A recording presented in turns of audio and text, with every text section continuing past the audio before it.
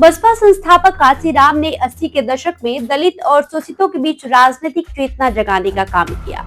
दलित सियासत का ऐसा राजनीतिक प्रयोग किया कि बसपा ने यूपी में 4 बार सरकार बनाई। दलित वोटों पर मायावती का लंबे समय तक एक छत्र राज कायम रहा, लेकिन दलितों के मुंह मोड़ने के बाद से बसपा का सियासी ग्राफ लगातार गिरता जा रहा है।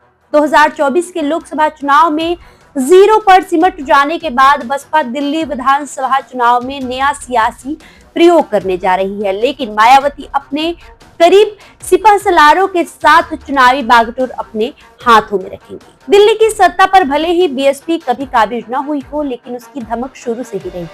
बसपा के कई सीटों पर अच्छा खासा वोट मिलता रहा है। आम आदमी पार्टी के गठन और अरविंद केजरीवाल की राजनीतिक उदय के बाद से बसपा से दलित वोट पूरी तरह से खिसक गया, जिसे 2025 के चुनाव में वापसी के लिए मायावती ने प्रदेश की सभी 70 विधानसभा सीटों पर पूरे दमखम के साथ चुनाव लड़ने का प्लान बनाया है। इसे लेकर उन्होंने सियासी कसरत शुरू कर दी है और दिल्ली चुनाव उनके देखरेख में होगा। आपको बता दें कि हरियाणा विधानसभा चुनाव के बाद ही मायावती ने पहले दिल्ली विधानसभा चुनाव की कमान अपने भतीजे आकाश आनंद के हाथों में सौंपी थी, जिसके बाद माना जा रहा था कि दिल्ली में बसपा प्रत्याशी के चयन से लेकर रणनीति तक बनाने का जिम्मा उनके हाथों में होगा। वहीं दिल्ली विधानसभा चुनाव की सियासी तपिश बढ़ने के साथ ही मायावती ने दिल्ली को 5 जून में बात कर अपने सिपह सलारों को जिम्मा सौंप दिया है। बसपा ने सुदेश आर्या, सीपी मसह, धर्मवीर अशोक, रणधीर बेनीवाल और सुजीत सम्राट जैसे नेताओं को सौंपी है। दिल्ली के करीब 70 विधानसभा सीटों को बसपा प्रमुख मायावती ने 5 हिस्सों में बांटा है और 5 जोनल प्रभारियों को उन क्षेत्रों की सीट सौंपा है। रणधीर बेनीवाल को हरियाणा बॉर्डर से लगी हुई 10 सीटें सौंपी है, जो हरियाणा, चंडीगढ़ और पंजाब के प्रभारी रहे। सुदेश आर्या को 16 सीट दी गई है, जिसमें नांगलोई जिले की और चांदनी चौक लोकसभा क्षेत्र की सीटें शामिल है।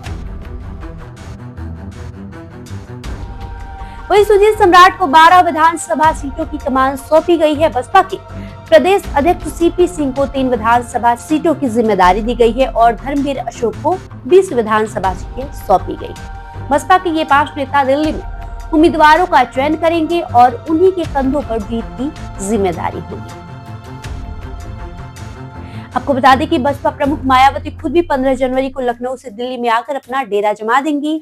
मायावती 15 जनवरी को दिन में लखनऊ से अपना जन्मदिन मनाएंगी और उसी दिन शाम को दिल्ली पहुंच जाएंगी। इसके बाद दिल्ली विधानसभा चुनाव तक मायावती दिल्ली में ही रहेंगी। माना जा रहा है कि मायावती के दिल्ली आने के बाद बसपा के उम्मीदवारों के नाम की घोषणा होगी। इस बार पार्टी का फोकस में महिलाएं और युवाओं पर है। दागी छवि वाले नेताओं को टिकट नहीं मिलेगा।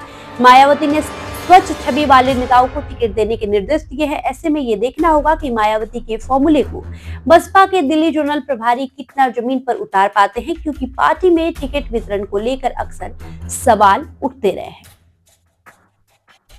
वहीं दिल्ली के प्रभारी नेशनल कोऑर्डिनेटर आकाश आनंद बनाए गए थे, तो माना जा रहा था कि विधानसभा चुनाव में टिकट बांटने का काम भी वही करेंगे, लेकिन मायावती के द्वारा 5 जोनल प्रभारी बनाए जाने के बाद अब उम्मीदवारों के फैसला आकाश आनंद के हाथों में नहीं रह गया है। आकाश आनंद के जिम्मे दिल्ली में बसपा के सियासी माहौल बनाने की कमान सौंपी गई है।